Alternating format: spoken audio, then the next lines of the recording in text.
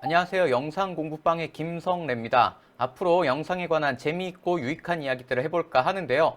이야기에 앞서서 구독과 좋아요를 눌러주시면 복 받으실 겁니다. 다빈치 리졸브 17 버전이 되면서 16 버전에 있었던 기능 중에 조금 좋아진 기능들을 한번 이야기하고 있습니다. 이번 영상에서는 이제 그 마지막 시간으로 이제 효과적으로 쓸 수 있는 몇몇 가지 기능들을 소개해드리고 이제 다음 영상부터는 새로 생긴 기능들에 관한 이야기들을 해보려고 합니다. 먼저 꽤 중요한 변화가 하나 있었는데요. 노드 창의 순서 변화 이야기입니다. 한번 이야기를 16 버전에서부터 이어서 해보도록 하겠습니다. 다빈치 리졸브 16 버전 이하, 그러니까 16 버전까지에서는 무조건 만드는 순서대로 노드가 생겼습니다. 예를 들어 저희가 노드를 이렇게 만들어 놓고요. 여러 개 작업들을 해서 먼저 밝기 작업들을 조금 해주고, 뭐 이렇게 추가적으로 작업들을 좀 해주고, 채도를 이번엔 조절을 해서 뭐 이런 조절을 하고 밝기 조절을 조금 추가적으로 더 해야겠어 라는 생각들을 해보실 수 있습니다. 그러면 이 밝기 조절을 한 노드 뒤에 채도 조절한 노드 이전에 밝기 조절을 한 번 더 해보고 싶으실 수 있잖아요. 그런 경우에 요거 뒤에 이제 1번을 선택한 상태에서 add serial node, 이제 순차적으로 이어지는 노드를 추가하면 이런 식으로 노드가 사이에 생기긴 했습니다. 이제 노드 트리상 요 사이에 생기는 것임에도 불구하고 지금 보시면 마지막 노드 5번 뒤에 생긴 노드라서 6번 노드 번호가 찍히게 되어 있습니다. 이것 자체로는 그냥 크게 문제가 아닐 수도 있는데요. 요게 이제 다른 단축키, 특히 노드 이동 간 단축키랑 사용할 때 굉장히 불편한 부분이 있었습니다. 그 부분을 한번 이야기해 볼게요. 노드 간 이동 단축키가 있습니다. 여기 컬러 노드에 보시면 previous node, next node 이렇게 alt shift 세미콜론 뭐 이런 식으로 되어 있는데요. 이게 어떤 문제를 일으키냐면 1번 다음에 제가 만약에 여기서 일반적으로 우리가 색 보정하는 경우에 있어서 이 작업 뒤에 다음 노드로 넘어가고 싶을 때 이 노드 트리의 순서 상에 연결되는 요거 다음 노드는 이걸로 넘어가기를 원할 겁니다. 하지만 실제로 여기서 넥스트 노드를 눌러보면요. 2번으로 넘어갑니다. 노드 번호에 쓰여 있는 순서대로 넘어간다는 것이죠. 여기서 계속 넥스트 넥스트 넥스트 하고 5번 뒤에 만약에 굳이 새로 다른 노드로 가고 싶다면 이 노드 끝나는 상황이니까 여기서 다음 노드를 누르면 1번 노드로 갔으면 좋겠습니다 라는 그런 생각이 있겠지만 실제로는 번호상으로 그냥 6번으로 넘어가게 돼 있습니다. 이 부분이 이제 특히 패널을 쓰시거나 뭐 패널에는 이제 넥스트 노드, 프리비어스 노드 단축키가 있거든요. 이런 단축키와 같이 사용하실 때는 은근히 불편했습니다. 그래서 이런 것들을 막기 위해서 가능하면 무슨 문제가 벌어질 것까지 계산해서 노드 트리를 미리 짜고 거기 안에서 작업하시는 게 좀 편하거나 이런 좀 단점 아닌 단점들이 있었는데요. 다빈치 리졸브 17 버전에서는 이런 부분들이 조금 바뀌었습니다. 한번 똑같이 5개의 노드를 만들어 볼게요. 제가 지금 다빈치 리졸브 이전 버전에서 제가 한번 실수로 날려먹은 그 촬영본을 보시면 지금 제가 추가하는 이 노드에 썸네일이 뜨지 않았습니다. 일종의 버그였던 것 같은데요. 지금 베타 그 다음 버전이 나오면서 제가 업데이트를 하고 나니까 이런 버그들이 조금 수정이 된 것 같아요.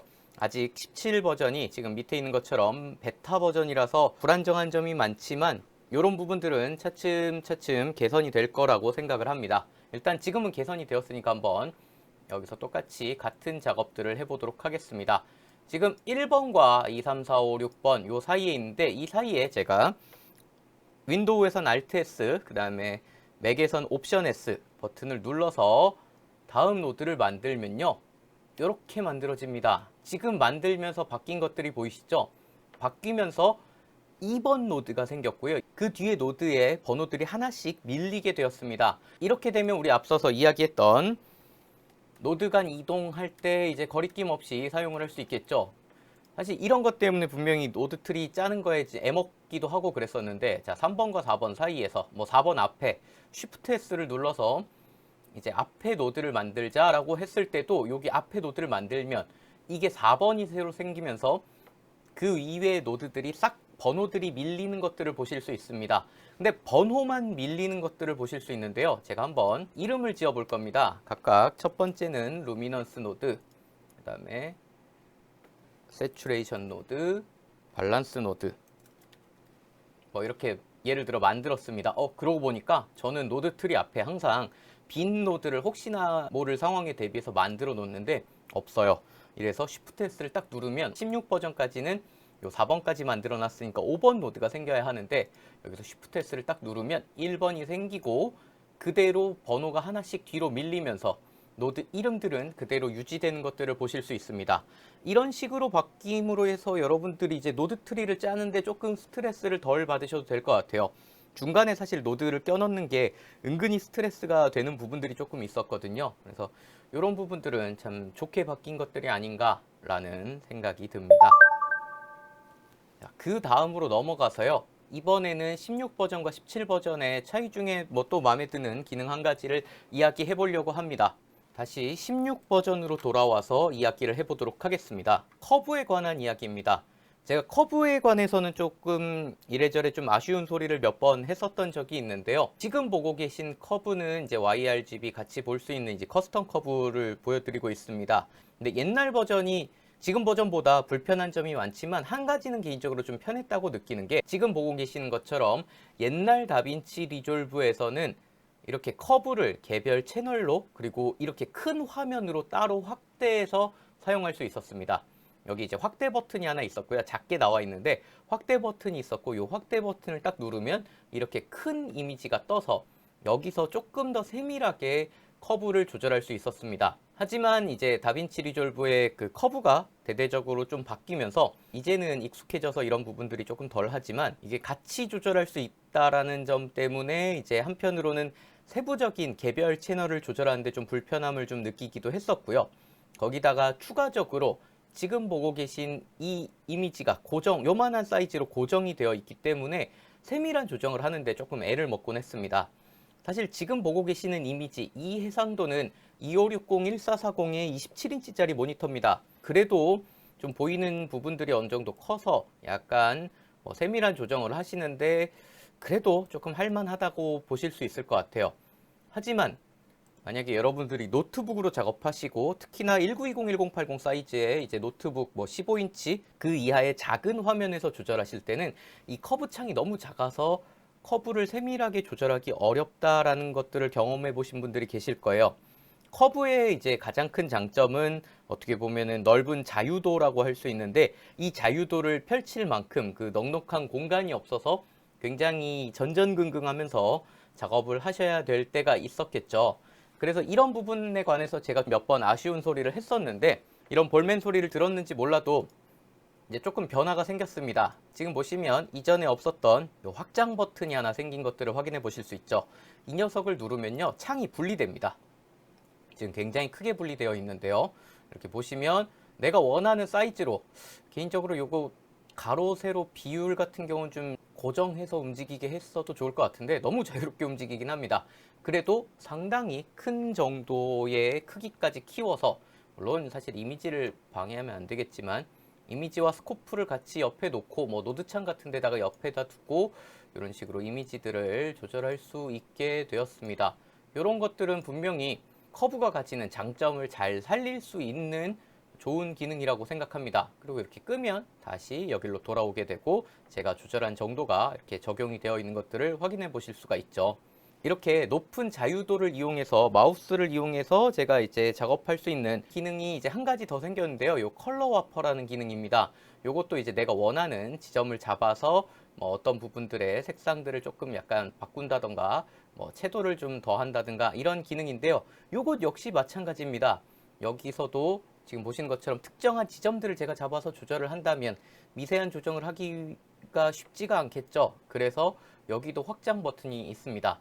역시 확장 버튼으로 크게 해서 이미지와 계측 장치를 같이 보면서 작업을 하기 용이하게 되어 있죠. 역시 끄면 다시 작업한 것들이 그대로 들어가게 되어 있습니다. 기존의 다빈치 리졸브는 원래 이런 개별 팔레트를 분리해서 하는 작업들을 조금 막아두는 편이기는 했었는데요. 사실 프라이머리 같은 경우는 키보드의 화살표 키로 이제 조금 더 세밀하게 조절할 수 있는 기능들이 생겼으니까 이런 컬러 휠에서는 이런 부분들이 조금 안 돼도 괜찮다고 생각하지만, 전적으로 마우스에 의존해야 하는 이 두 기능에 관해서는 확장을 할 수 있는 것들이 분명히 필요한 것 같기도 합니다. 확대 분리가 되는 기능에 관한 이야기를 해봤고요. 요거는 조금 생각해 볼 만한 기능인데, 저 같은 경우는 이 기능을 많이 사용하진 않지만 많이 사용하시는 분들에게는 꽤나 희소식이 되는 파워 윈도우의 커브 툴에 관한 변화도 이야기해 보도록 하겠습니다. 먼저 16 버전을 한번 이야기를 해볼게요. 16 버전에서의 커브 툴 같은 경우는 개인적으로 좀 쓰기가 불편해서 안 쓴 것도 있습니다. 원래 이제 이렇게 정교하게 분리하는 거를 그렇게 선호하지도 않고, 많이 이런 작업들이 많이 반복되면 굉장히 작업이 어려워진다고 누누이 강조하는 편이긴 하지만 그래도 가끔 써야 되잖아요. 근데 이 커브 툴은 한번 쓰기 시작하면 끝을 봐야 된다는 단점이 있었습니다. 지금 보시면 이렇게 선이 계속 이어지죠. 제가 예를 들어 요거를 분리하기 위해서 이런 식으로 딴다라고 작업을 했을 때 이 상태에서 뭘 할 수가 없어요. 다른 거 아무것도 할 수 없습니다. 그러니까 어떻게든 요거를 끝내거나 아니면 대충 마무리를 지어 놓은 상태에서 다른 작업을 하고, 다시 여기 이제 점들을 만들어서 이렇게 이어서 작업을 해야 되는 요런 과정들이 있었습니다. 그래서 한번 시작하면 끝을 봐야 되는데 이렇게 끝까지 작업하다 보면 이게 맞나 싶어요. 다른 기능, 이거보다 그냥 퀄리파이어로 분리하는 게 편하지 않을까? 이런 생각들을 하면서 작업을 하기가 좀 어려웠던 기능이었어요. 근데 이 기능이 이제 17 버전에 오면서 많은 분들의 항의가 있었는지 한번 파워 툴에 바뀐 부분들을 한번 제가 보여드리도록 하겠습니다. 이렇게 적당히 몇 개, 그리고 일단 선이 끌고 나오는 선이 없죠. 그리고 적당히 이 정도까지 이렇게 해가지고 완결 짓지 않아도 제가 다른 데를 넘어가거나 계속 넘어갔다 다른 데 넘어갔다 와도 여전히 살아있는 것들을 보실 수가 있습니다. 새로 조절하거나 이런 것들에 있어서 조금 더 쾌적해진 느낌이 있습니다. 그리고 일단은 마우스 이렇게 올렸을 때 선에 이렇게 색깔이 삭삭 변하는 것도 개인적으로는 조금 더 가시성적인 면에서도 좋아졌다고 생각을 하고요. 이전에는 중간에 지울 수가 없었거든요. 이렇게 그리던 와중에도 가운데 버튼 눌러서 지우고 다시 이런 작업들을 할 수 있게 되었습니다. 그러니까 이런 면에서 커브 툴을 쓸 때 은근히 받게 되는 이런 스트레스들이 좀 줄었다, 이런 것들도 분명히 좋아하시는 분들이 있을 거라고 생각을 합니다. 그리고 다빈치 리졸브에서는 이제 제가 파랗게 보정한 갤러리를 하나 만들어 놓고 요것과 비교를 하고 싶어요. 비교를 하고 싶었을 때 요 와이프 모드를 이렇게 많이 썼잖아요. 이렇게 와이프 모드를 많이 쓰기도 했는데 요 와이프 모드에서도 약간의 변화가 생겼습니다. 한번 16 버전 먼저 볼게요. 와이프 모드는 잘 쓰면 굉장히 효과적입니다. 특히나 우리가 어떤 작업을 했는지 이런 것들을 비교해 보면서 볼 때는 정말 효과적인 툴이죠. 그리고 와이프 모드 작업하시면 이제 좌우, 위아래, 그리고 약간 이해하기 힘든 디졸브 두 개를 섞어서 비교를 했을 때는 어느 정도 차이가 있는지 솔직히 잘 모르겠습니다. 이 알파는 쓰지 않고요. 디퍼런스, 기타 등등 이런 기능들이 박스는 사실 잘 모르겠어요. 진짜 이거를 이렇게 키웠다 줄였다 하면서 볼 수 있는데 좌우가 움직이는 것도 아니고, 어쨌든 좌우를 가장 많이 쓰셨을 겁니다. 그리고 은근히 모르시는 분들이 많으신데 요 좌우 반전하고 싶을 때 어떤 분들은 이렇게 넘겨서 이쪽에 당겨서 이렇게 반전하고 이런 고생하시는 분들 계시는데, 그냥 간단하게 팁을 말씀드리자면 Alt W, 옵션 W를 누르시면 좌우 반전이 됩니다. 이건 위아래도 마찬가지겠죠. 이렇게 좌우 반전이 되기 때문에 요거는 이제 쓰시면 되지만, 이제 여기에 조금 아쉬움이 있다라고 하시는 분들이 있었어요. 저도 개인적으로 가로 세로밖에 안 되는 것, 물론 디졸브는 거의 안 썼으니까요. 가로랑 세로랑만 놓고 쓰는 것들이 좀 불편하다라는 생각을 하고 있긴 했는데, 다빈치 리졸브 17 버전에서는 이 대각선 기능이 생겼습니다. 그렇게 이걸 대단한 기능이라고 해야 하는지, 심지어 이쪽만 되고 이쪽으로는 안 되나 봐요. 그거를 바꾸는 키를 잘 모르겠습니다. 일단 아직 이 부분까지는 정확히 모르겠는데, 그냥 Alt W 누르시면 바뀌는 건 여전하고요. 어쨌든 대각선 모드가 하나 생겼습니다. 그래서 여러분들이 이렇게 비교도 해보실 수 있다. 그리고 무슨 버티컬 블라인드 같은 이런 기능과 체커보드라고 돼 있어서, 이거는 어떻게 보면 와이프보다는 그냥 트랜지션 효과로 써야 될 것 같은 이런 비교 방식도 나왔습니다. 경우에 따라서 이렇게 색깔을 미묘하게 비교해보고 싶을 때, 이런 토마토 비교해보고 싶을 때는 쓸 수도 있지 않을까라는 생각은 해보지만, 그래서 아무튼 대각선 기능이 나왔다. 이런 것도 그냥 재미로 하나 알아두시면 좋을 것 같습니다. 마지막으로 이야기해 볼 만한 기능은 LUT 창입니다. LUT 관련한 기능들이 몇 가지가 조금 바뀐 것들이 있어요. 특히나 기존에는 저희가 LUT를 이제 집어넣기 위해서 프로젝트 세팅에 가셔서 컬러 매니지먼트에 보시면 룩업 테이블, 여기 오픈 LUT 폴더를 눌러서 나오는 하나 폴더가 뜨는 여기다가 저장을 해야 됐습니다. 그리고 여기 프로그램 데이터 안에 들어있는 숨긴 폴더였죠. 이런 식으로 저장을 했어야 했는데 다빈치 리졸브 17 버전에서는 프리퍼런스에 들어가셨을 때 시스템에 제너럴 카테고리에 보시면 LUT 로케이션이라는 기능이 하나 생겼습니다. 여기 애드해서 추가해 주시면 원하시는 곳에 지정을 하고 사용을 하실 수 있을 것으로 보여요. 근데 개인적으로는 그렇게 많이 사용하는 걸 추천드리고 싶지 않은 기능이긴 합니다. 우리가 LUT를 쓸 때 이것도 찍어봤다 저것도 찍어봤다 막 이렇게 계속 쓰잖아요. 왔다 갔다 하면서 이것저것 눌러보면서 쓰게 되는데 이렇게 돼 있을 때 만약에 다른 하드디스크에 있는 것들을 가져다 쓴다거나 이러면 그때그때 거기 있는 하드를 갑자기 안 긁던 하드를 긁거나 이래야 되는 경우가 생깁니다. 그래서 아마 조금 느려지지 않을까 싶어요. 그래서 편의성을 위해서 이런 기능들이 생겼지만 개인적으로 그렇게 많이 쓸 것 같진 않은 기능입니다. 그리고 LUT 창에서 요거는 이제 여러분들이 촬영을 겸해서 같이 쓰고 계신 분들께는 쓸만한 소식일 거라고 생각을 하는데 제가 뭐 예를 들어 여기서 막 이상하게 색을 막 만졌습니다. 마구 만졌다고 칩시다. 자, 이렇게 만졌습니다. 이렇게 만져놓고 요 LUT를 뽑아서 다른 데로 가져가실 때가 있잖아요. 근데 16 버전에서는 세 종류의 LUT를 뽑을 수 있었습니다. 한번 16 버전으로 가가지고 확인을 해보도록 할게요. 세컨더리나 질감을 조절하는 작업을 제외하고는 LUT로 나간다고 했죠. 그래서 클립에서 마우스 오른쪽 클릭해 보시면 제너레이트 3D LUT가 있습니다. 33포인트, 65포인트, 파나소닉 VLUT. 요 65포인트도 15 버전까지는 없다가 16 버전에 생긴 걸로 기억하고 있는데 이제는 이제 뭐 VLUT 뭐 이렇게 33, 65로 쓸 수 있습니다. 이 VLUT 같은 경우는 이제 파나소닉 카메라에 넣어서 직접 사용할 수도 있는 것 같고요. 33보다 65가 조금 더 이제 더 정교하게 조작할 수 있는 LUT가 되겠죠. 이런 식으로 뽑아서 다른 뭐 프리미어나 이런 편집 툴에서 쓸 수 있게 되거나 이렇게 사용할 수 있었는데 17 버전에선 한 가지가 추가됐습니다. 현재 쓰고 계신 이제 클립에서 마우스 오른쪽 클릭했을 때 이제 제너레이트 LUT가 따로 있고요. 17포인트가 하나 더 생겼어요. 작은 포인트는 오히려 더 거칠어서 안 좋은 건데 왜 굳이 작은 포인트를 이제 만들어 넣어줬냐 이런 것들이 궁금해 하실 수 있는데 이 부분을 다빈치 리졸브 홈페이지에서는 모니터링을 위한 LUT로 작게 뽑아 쓸 수 있도록 만들었습니다 라고 소개하고 있습니다.